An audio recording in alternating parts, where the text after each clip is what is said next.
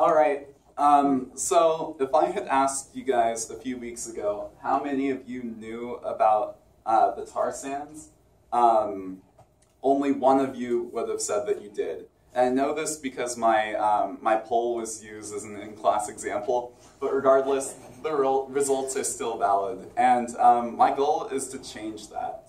So how I learned about the tar sands was in my junior year of high school. I had a very annoyingly green an AP human geography teacher. You know, this is the type of guy who'd come in, he'd have organic, farm fresh fruit every day, he'd berate us for wearing Nike clothing, and he would preach to Al Gore as if he was some sort of deity. But on some level, I knew he was right. I knew that we'd have to change our ways as a planet, or else we'd be in trouble. So that's why when Mr. O'Connor came in talking about the tar sands, I knew we should listen. Now, the tar sands are a mining operation in Alberta, Canada, that gets a mix of sand, water, and bitumen, which is kind of an oily, tarry substance, and aims to extract crude oil. One of the problems with this is that it's very water intensive. So 3% of all global water is fresh water, and 0.3% of that 3% is in above ground freshwater lakes and rivers. So 0.3% of 3% is really what we have to use.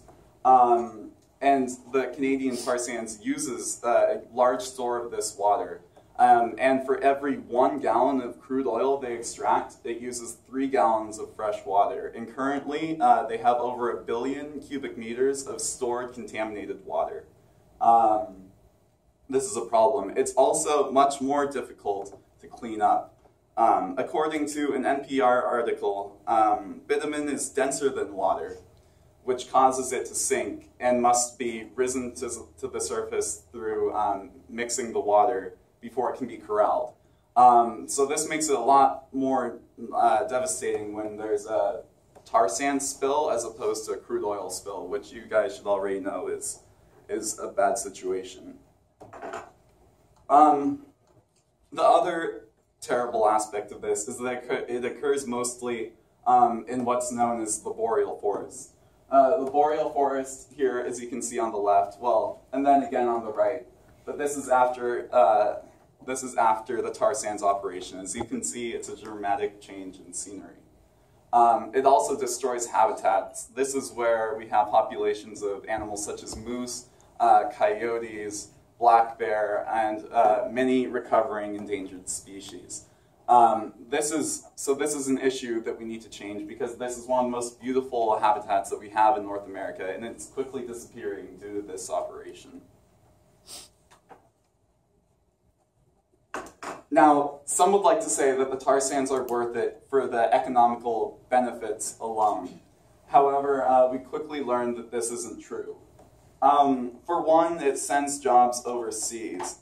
According to Nikki Scoos of the Canadian Renewable Energy Alliance, for every 1,800 jobs sent overseas due to the tar sands, these are refining and upgrading energy jobs, the Canadian GDP goes down by 0.2%. This is because they're getting rid of jobs that could be used for the future, jobs that will continue to be in use rather than temporary tar sands jobs that will end the second that they expend all the resources that are available.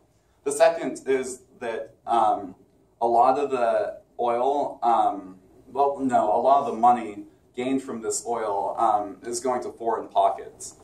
They'd like to have you think that a lot of this money is going to North American corporations. However, corporations such as Husky Energy, which is involved in the tar sands, is 90.9% foreign owned, and Canadian Natural Resources Corporation is 58.8% foreign owned. So as you can see, it's not exactly local oil. Also, such a small percentage of Canadian jobs are involved with the tar sands, and the oil and gas sector as a whole, that it really isn't a huge deal. And these jobs can be used more for clean energy. So we're not too late. The price of solar energy has gone down 99% in the last 40 years. Coal use is down. It's at its lowest point ever in North America. And wind energy has now gotten to the point where it can power up to 90 million homes. This is astounding progress, but it needs to change even further, because if not, we're going to have a much different world. If the global temperature goes up to 4 degrees Celsius, the effects will be drastic. As you can see here, Australia would be mostly underwater, New York would be mostly underwater, Florida would be mostly underwater, and a lot of farming areas that we have now would be, and we wouldn't be able to use anymore. So now is the time to turn down the heat if we don't want a much different, more drastic world. But there is hope. I believe that we can change. We can put pressure on the Canadian government to stop the tar sands and other dangerous mining operations. And this picture is a good example of why we should, because these environments are beautiful, and I believe that we can change, and you guys can help. So that's my presentation. Thank you.